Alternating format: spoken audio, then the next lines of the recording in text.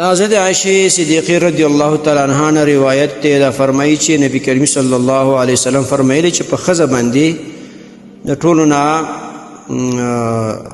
زیات حق چې دی هغه د خاوند دی او په سړي باندې زیات حق چې دی هغه د خپل مور دی. دې حدیث روایت مستدرک حاکم کړی دی.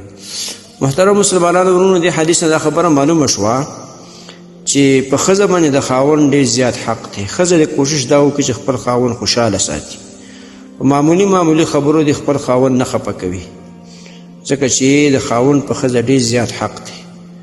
اکثره زنانه داسې چې په معمولي خبره باندې خاوند ناراضه کړي، داسې خبرې وي چې هغه د خاوند په ښځه باندې حق وي خو بیا هم ښځه هغه نه پوره کوي، یا داسې یو خبره وي چې هغه ډېره وړه خبره او ښځه هغه خاوند ته وکړي او په خاوند په هغې ناراضه شي. د ښځې له کوشش دا پکار دی چې داسې معمولي خبرې وړې خبرې دا یې د خاوند غوږو ته نه رسي، او داسې کارونه چې هغه جایز کار وي او خاوند مطالبه وکړي نو ښځه د هغه پوره کوي. ښځه یې د هغې نه انکار نه کوي، ځکه د خاوند په ښځه باندې ډېر حق دی. نورو حدیثونو کې به انشاءالله بیان هم کړو.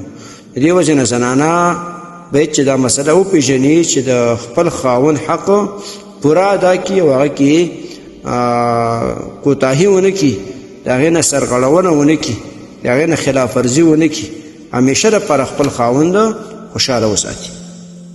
محترمو مسلمانانو ورونو، تاسو ته چې کوم روزانه د حدیث د مفهوم راځي نو د مهربانۍ او د ثواب له مخې نورو مسلمانانو ته لیږدوئ او شیر کوئ. والسلام. د دیوبندي مسلک حنفي کاروان سټوډیو لخوا وړاندې کیږي.